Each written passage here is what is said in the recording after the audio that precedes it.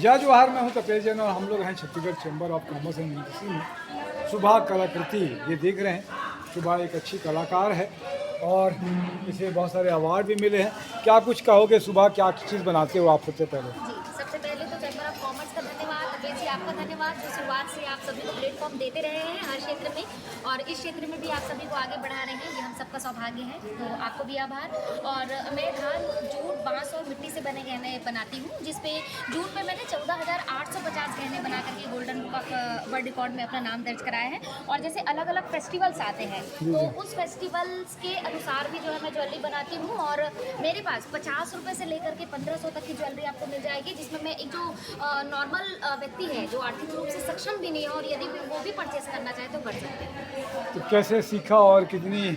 14,500 14,850 ये कलाकृति बनाई है, जी। वो सब बिक गई कि कैसे, क्या रखी हुई, क्या पोजीशन है उसका? 14,850 में तो समझ जाइए 850 ही बने होंगे, क्योंकि ट्रेंड जिस तरह से चलते जाता है वैसे जो ज्वेलरी जो है वो बिकती जाती है।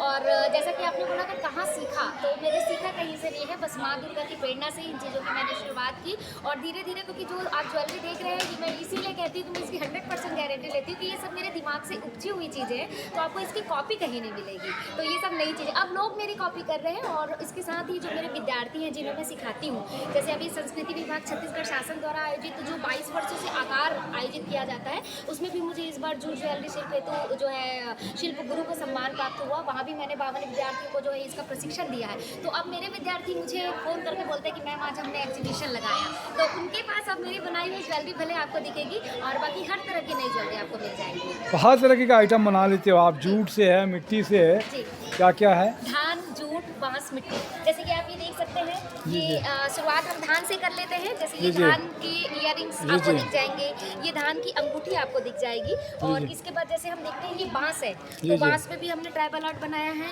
ये जूट का कपड़ा है, इसके नीचे में बांस है, ये भी बांस से बने हुए हैं। और ये हमारा पूरा जूट है, ये जूट से बने हुए हैं, ये इयररिंग्स है। और जैसे एक विशेष जो अभी मैंने बनाया है, हमारा जी, जो जी। 1 नवंबर स्थापना दिवस आने वाला है, तो ये मैंने छत्तीसगढ़ में हतारी का रूप दे करके बनाया है, जिसमें आप ये देख सकते हैं ये भी पूरा जूट है। ये मोती भी मैंने स्वयं अपने हाथों से बनाया है, इसमें पूरे जूट के बेस हैं। और ये हमारा जो रुपया माला जो हम पहनते हैं उसका प्रयोग करके, ये मिट्टी है, ये डोर, सब कुछ जो है अपने मैंने हाथ से बनाया है विशेष रूप से।